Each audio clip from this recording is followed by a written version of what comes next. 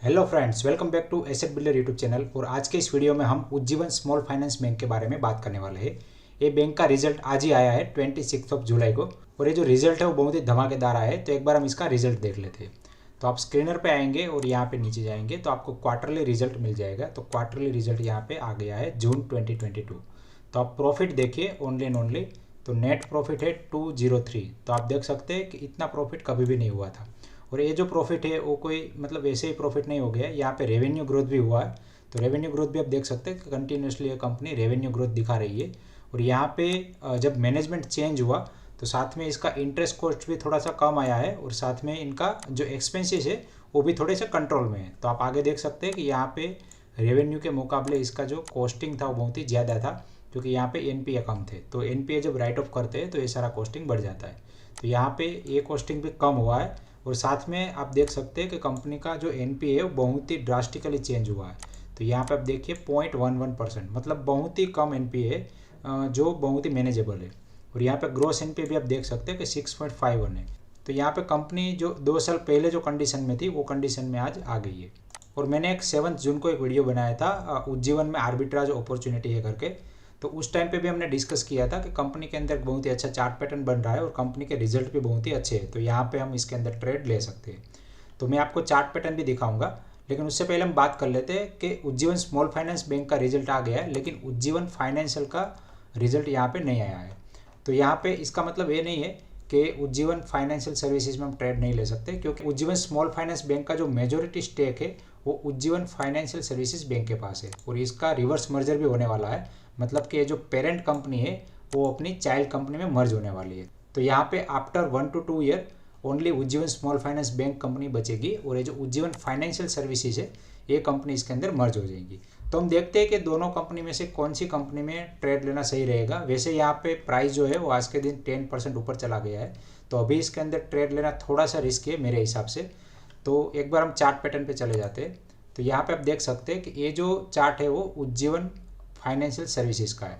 तो मैंने जो वीडियो बनाया था वो यहाँ पे बनाया था। तो यहाँ पे एक बहुत ही बढ़िया पैटर्न बन रहा था, कप विथ हैंडल। और सामने अगर हम देखें उज्जीवन स्मॉल फाइनेंस, तो उज्जीवन स्मॉल फाइनेंस में यहाँ पे कोई भी पैटर्न हमें नज़र नहीं आ रहा था, लेकिन यहाँ पे एक छोटा सा पैटर्न बना था, ये वाला पैटर्न। तो ये पैटर्न है आपका रिवर्स हेड एंड शोल्डर या फिर कप विथ हैंडल पैटर्न बोल सकते हैं। ठीक है, तो ये पैटर्न के बेस पे यहाँ पे जो टारगेट है वो निकल के आता है आपका यहाँ तक 20 तक। ठीक है, अगर यहाँ से यहाँ तक की आप रैली भी देखेंगे तो ये जो रैली है वो 25% की रैली है। ठीक है, तो 25% की रैली, कोई भी कंपनी जब 25% की रैली दिखाती है तब उसके अंदर एक डाउनफॉल भी आता है। तो यहाँ पे आप देख सकते हैं ये 28% की रैली थी, फिर यहाँ पे डाउनफॉल आया। जब भी एक बहुत बड़ी रैली आती है तब वहाँ पे या तो कंसोलिडेशन आता है या फिर एक डाउनफॉल आता है। ठीक है, तो यहाँ पे ये जो चार्ट पैटर्न है वो बाद में बना, एक्चुअली मैंने जो वीडियो बनाया वो पहले बना दिया था।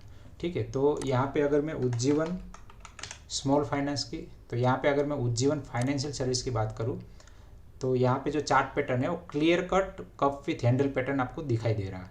तो यहाँ पे आप देख सकते हैं।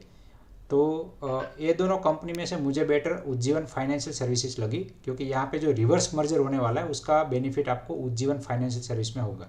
यहाँ पे मैंने एक नोट भी करके रखा हुआ है, Ujjivan small finance and Ujjivan का जो रेशियो है वो 6.5 से 7.5 के बीच में और होता है। ठीक है, इसका मतलब ये है कि जब ये रेशियो कम आ जाए, मतलब ए कंपनी सस्ते में हो, तब मैं ए कंपनी ले लेता हूँ, और जब वो कंपनी मुझे सस्ती लगती है तब मैं ए शेयर सेल करके वो कंपनी ले लेता हूँ।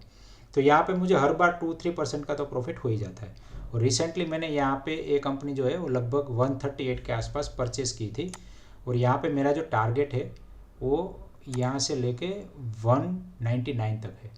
ठीक है, अब 199 का क्यों रखा, क्योंकि 200 का एक साइकोलॉजी लेवल है, और यहाँ पे आप देख सकते हैं कि कंपनी यहाँ पे 2 से 3 बार सपोर्ट ले चुकी है। तो यहाँ पे अगर मैं एक एरो लगा दूँ तो यहाँ पे 1 बार, 2 बार, 3, 4 और 5, तो यहाँ पे लगभग 3 से 4 बार सपोर्ट लिया, उसके बाद ब्रेक करके नीचे आया। तो ये सपोर्ट डायरेक्टली ब्रेक करके कंपनी का ऊपर जाना मुश्किल है, तो इसीलिए मैंने यहाँ पे 199 का टारगेट रखा है। तो अगर मैं यहाँ से मेरा टारगेट भी कैलकुलेट करूँ, मैंने 7 जून को ट्रेड लिया था, तो यहाँ से लेके यहाँ तक। ठीक है, अगर मान लीजिए कि नेक्स्ट 1 मंथ में टारगेट अचीव हो जाता है तो विद इन 2 मंथ मुझे लगभग 48 to 50% का गेन यहाँ पे हो जाएगा।